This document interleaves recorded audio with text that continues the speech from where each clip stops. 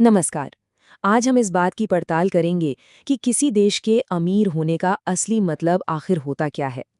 क्या इसका मतलब सिर्फ एक विशाल अर्थव्यवस्था है या फिर कुछ और? तो चलिए इस दिलचस्प सवाल की गहराई में उतरते हैं।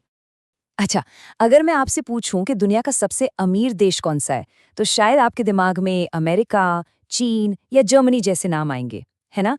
यही वो नाम है जो हम हमेशा सुनते रहते हैं। लेकिन क्या सच में यही पूरी कहानी है? असलियत आपको शायद थोड़ी हैरान कर दे, क्योंकि जो हम सच मानते हैं, वो तस्वीर का सिर्फ एक पहलू है। तो चलिए आंकड़ों को देखते हैं और समझते हैं कि पूरी कहानी आखिर है क्या। तो सबसे पहले एक नजर डालते हैं उन देशों पर जिनकी कुल अर्थव्यवस्था का आकार सबसे बड़ा है। और ये लिस्ट सच कहूं तो शायद आपको ज्यादा हैरान नहीं करेगी। ये लिस्ट देशों को उनके सकल घरेलू उत्पाद यानी जीडीपी के हिसाब से रैंक करती है। ये दिखाता है कि किसी देश की टोटल इकोनॉमिक पावर कितनी है। और यहाँ एक बहुत दिलचस्प बात है। 2025 के अनुमानों के हिसाब से भारत अब जापान को पीछे छोड़कर दुनिया की चौथी सबसे बड़ी अर्थव्यवस्था बन गया है। मतलब ये वाकई में एक बहुत बड़ी उपलब्धि है। तो यहीं पर कहानी में आता है एक मजेदार ट्विस्ट।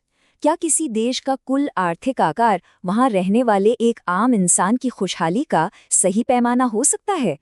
असल अमीरी को मापने का एक और भी तरीका है। और जब हम उस नजरिए से देखते हैं ना, तो तस्वीर बिल्कुल, मेरा मतलब बिल्कुल ही बदल जाती है।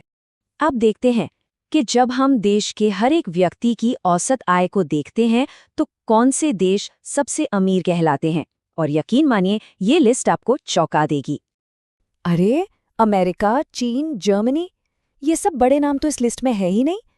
इनकी जगह पर लिक्टनस्टीन, सिंगापुर और लग्जमबर्ग जैसे छोटे छोटे देश टॉप पर है।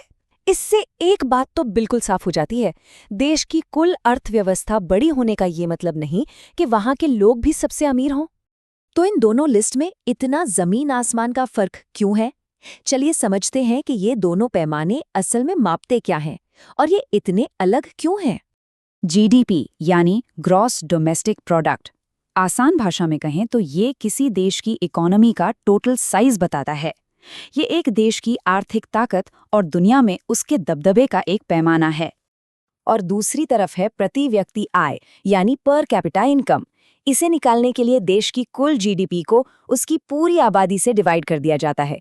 ये हमें बताता है कि औसतन उस देश का एक नागरिक कितना कमाता है। हाँ, ये सिर्फ एक औसत है और असल में तो कमाई में बहुत फर्क हो सकता है, लेकिन फिर भी ये हमें आम लोगों के जीवन स्तर का एक अच्छा आइडिया देता है। तो फर्क साफ है ना। जीडीपी देश की ओवरऑल ताकत दिखाती है, जबकि प्रति व्यक्ति आय लोगों की व्यक्तिगत खुशहाली का अंदाजा देती है।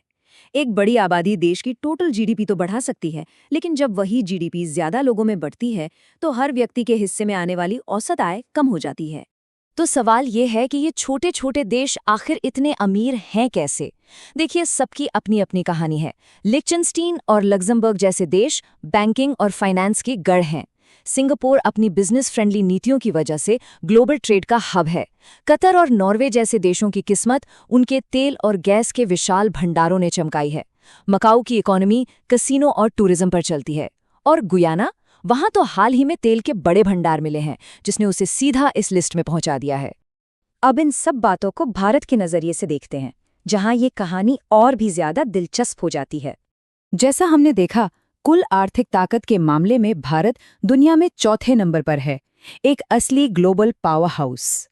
लेकिन जैसे ही हम हर नागरिक की औसत आय को देखते हैं, तस्वीर पूरी तरह बदल जाती है।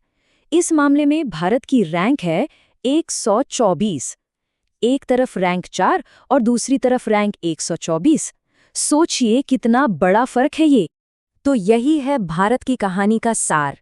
एक तरफ हम ग्लोबल इकोनॉमिक सुपर पावर हैं, लेकिन जब बात आम नागरिक की खुशहाली की आती है तो अभी हमें एक लंबा सफर तय करना है।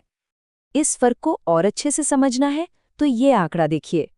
कतर में एक औसत व्यक्ति भारत के एक औसत व्यक्ति से लगभग 27 गुना ज्यादा कमाता है। ये आंकड़ा दिखाता है कि व्यक्तिगत संपत्ति के मामले में दुनिया में कितनी बड़ी खाई है। तो इन सभी आंकड़ों से हमें क्या समझना चाहिए? इससे एक मुख्य बात सामने आती है, वो है ताकत और खुशहाली के बीच का फर्क। मतलब दोनों ही पैमाने अपनी अपनी जगह जरूरी है। एक बड़ी जीडीपी का मतलब है दुनिया में आपका प्रभाव, आपकी ताकत। वहीं ज़्यादा प्रति व्यक्ति आय का मतलब है लोगों के लिए बेहतर जीवन, बेहतर मौके। और ये बिल्कुल मुमकिन है कि एक देश एक आर्थिक महाशक्ति तो हो, पर उसके नागरिक व्यक्तिगत रूप से उतने अमीर ना हों। तो आखिर में सवाल यही बचता है, भारत एक आर्थिक महाशक्ति बनने की राह पर तो बहुत तेजी से आगे बढ़ रहा है, लेकिन असली सवाल ये है, देश की इस बढ़ती हुई ताकत को हर एक नागरिक की व्यक्तिगत खुशहाली में कैसे बदला जाएगा? ये आने वाले समय की सबसे बड़ी चुनौती भी है और शायद सबसे बड़ा अवसर भी।